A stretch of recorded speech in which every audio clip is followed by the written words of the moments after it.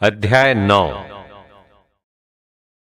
ईसा ने यह भी कहा, मैं तुमसे ये कहता हूं, यहां कुछ ऐसे लोग विद्यमान हैं जो तब तक नहीं मरेंगे जब तक वे ईश्वर का राज्य सामर्थ्य के साथ आया हुआ न देख लें।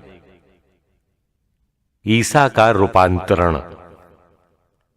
6 दिन बाद ईसा ने पेत्रुस, याकूब और योहन को अपने साथ ले लिया और वो उन्हें एक ऊंचे पहाड़ पर एकांत में ले चले। उनके सामने ही ईसा का रूपांतरण हो गया।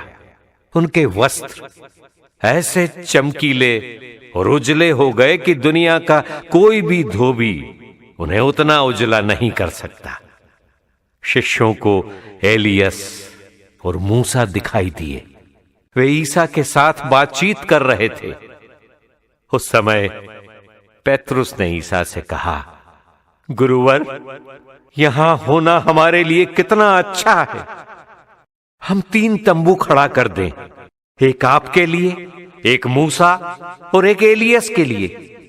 उसकी समझ में नहीं आ रहा था कि वो क्या कहे, क्योंकि वे सब बहुत डर गए थे। तब एक बादल आकर उन पर छा गया और उस बादल में से ये वाणी सुनाई दी, ये मेरा प्रिय पुत्र है, इसकी सुनो। इसके तुरंत बाद जब शिष्यों ने अपने चारों ओर दृष्टि दौड़ाई तो उन्हें ईसा के सिवा और कोई नहीं दिखाई पड़ा। एलियस की समस्या।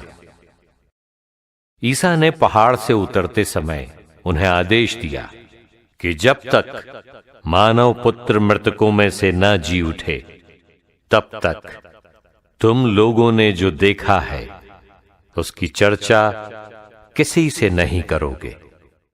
उन्होंने ईसा की ये बात मान ली, परंतु वे आपस में विचार विमर्श करते थे कि मृतकों में से जी उठने का अर्थ क्या हो सकता है। उन्होंने ईसा से पूछा, शास्त्री ये क्यों कहते हैं कि पहले एलियस को आना है? ईसा ने उत्तर दिया, एलियस अवश्य पहले सब ठीक करने आता है। फिर मानव पुत्र के विषय में ये क्यों लिखा है कि वो बहुत दुख उठाएगा और तिरस्कृत किया जाएगा? मैं तुमसे कहता हूं, एलियस आ चुका है और उसके विषय में जैसा लिखा है उन्होंने उसके साथ वैसा ही मनमाना व्यवहार किया है। अपदूत ग्रस्त लड़का। जब वे शिष्यों के पास लौटे तो उन्होंने देखा कि बहुत से लोग उनके चारों ओर इकट्ठे हो गए हैं और कुछ शास्त्री उनसे विवाद कर रहे हैं। ईसा को देखते ही लोग अचंभे में पड़ गए और दौड़ते हुए उन्हें प्रणाम करने आए। ईसा ने उनसे पूछा, तुम लोग इनके साथ क्या विवाद कर रहे हो? भीड़ में से एक ने उत्तर दिया, गुरुवर, मैं अपने बेटे को जो एक गूंगे अबदूत के वश में है आपके पास ले आया हूं। वो जहां कहीं उसे लगता है उसे वहीं पटक देता है और लड़का फेन उगलता है, दांत पीसता है और उसके अंग अकड़ जाते हैं। मैंने आपके शिष्यों से उसे निकालने को कहा, परंतु वे ऐसा नहीं कर सके। ईसा ने उत्तर दिया, अविश्वासी पीढ़ी, मैं कब तक तुम्हारे साथ रहूं? कब तक तुम्हें सहता रहूं? उस लड़के को मेरे पास ले आओ। वे उसे ईसा के पास ले आए। ईसा को देखते ही अबदूत ने लड़के को मरोड़ दिया। लड़का गिर गया और फेन उगलता हुआ भूमि पर लोटता रहा। ईसा ने उसके पिता से पूछा, इसे कब से ऐसा हो जाया करता है? उसने उत्तर दिया, बचपन से ही। अबदूत ने इसका विनाश करने के लिए इसे बार बार आग अथवा पानी में डाल दिया है। यदि आप कुछ कर सकें तो हम पर तरस खाकर हमारी सहायता कीजिए। ईसा ने उससे कहा, यदि आप कुछ कर सकें विश्वास करने वालों के लिए सब कुछ संभव है। इस पर लड़के के पिता ने पुकार कर कहा, मैं विश्वास करता हूं, मेरे अल्प विश्वास की कमी पूरी कीजिए। ईसा ने देखा कि भीड़ बढ़ती जा रही है, इसलिए उन्होंने अशुद्ध आत्मा को यह कहते हुए डांटा, बहरे गूंगे आत्मा, मैं तुझे आदेश देता हूं, इससे निकल जा और इसमें फिर कभी नहीं घुसना। अब दूत चिल्लाकर और लड़के को मरोड़कर उससे निकल गया। लड़का मुर्दा सा पड़ा रहा, इसलिए बहुत से लोग कहते थे ये मर गया है, परंतु ईसा ने उसका हाथ पकड़कर उसे उठाया और वो खड़ा हो गया। जब ईसा घर पहुंचे तो उनके शिष्यों ने एकांत में उनसे पूछा, हम लोग उसे क्यों नहीं निकाल सके? उन्होंने उत्तर दिया, प्रार्थना और उपवास के सिवा और किसी उपाय से ये जाति नहीं निकाली जा सकती। दुख भोग और पुनरुत्थान की द्वितीय भविष्यवाणी। वे वहां से चलकर गलीलिया पार कर रहे थे। ईसा नहीं चाहते थे कि किसी को इसका पता चले, क्योंकि वे अपने शिष्यों को शिक्षा दे रहे थे। ईसा ने उनसे कहा, मानव पुत्र मनुष्यों के हवाले कर दिया जाएगा, वे उसे मार डालेंगे और मार डाले जाने के बाद वो तीसरे दिन जी उठेगा। शिष्य ये बात नहीं समझ पाते थे, किंतु ईसा से प्रश्न करने में उन्हें संकोच होता था। स्वर्ग राज्य में बड़ा कौन? वे कफरनाहूम आए। घर पहुंचकर ईसा ने शिष्यों से पूछा, तुम लोग रास्ते में किस विषय पर विवाद कर रहे थे?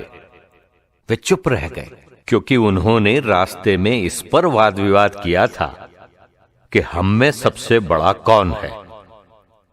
ईसा बैठ गए और 12 को बुलाकर उन्होंने उनसे कहा, जो पहला होना चाहता है वो सबसे पिछला और सबका सेवक बने।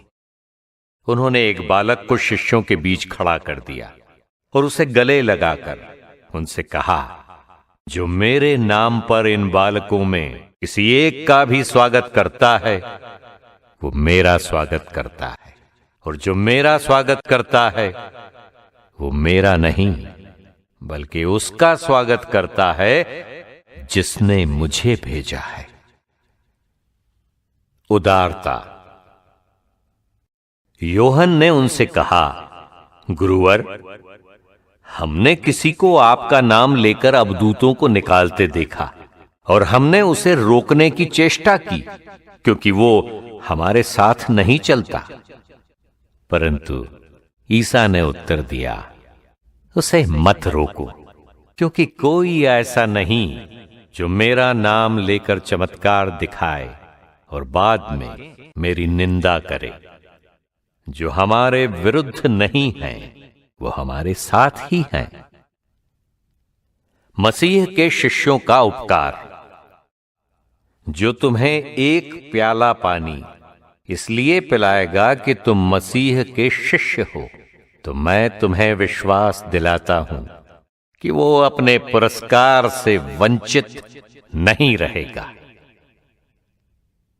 बुरा उदाहरण। जो इन विश्वास करने वाले नन्हों में किसी एक के लिए भी पाप का कारण बनता है, उसके लिए अच्छा यही होता कि उसके गले में चक्की का पाट बांधा जाता और वो समुद्र में फेंक दिया जाता। और यदि तुम्हारा हाथ तुम्हारे लिए पाप का कारण बनता है तो उसे काट डालो। अच्छा यही है कि तुम लूले होकर ही जीवन में प्रवेश करो, किंतु दोनों हाथों के रहते नरक की न बुझने वाली आग में न डाले जाओ। और यदि तुम्हारा पैर तुम्हारे लिए पाप का कारण बनता है तो उसे काट डालो। अच्छा यही है कि तुम लंगड़े होकर ही जीवन में प्रवेश करो, किंतु दोनों पैरों के रहते नरक में न डाले जाओ। और यदि तुम्हारी आंख तुम्हारे लिए पाप का कारण बनती है तो उसे निकाल दो।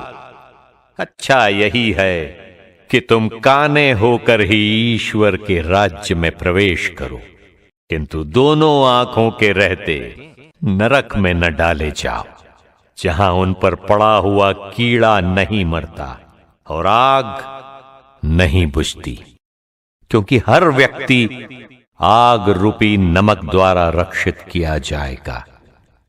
नमक अच्छी चीज है, किंतु यदि वो फीका पड़ जाए तो तुम उसे किससे छौंकोगे? अपने में नमक बनाए रखो और आपस में मेल रखो।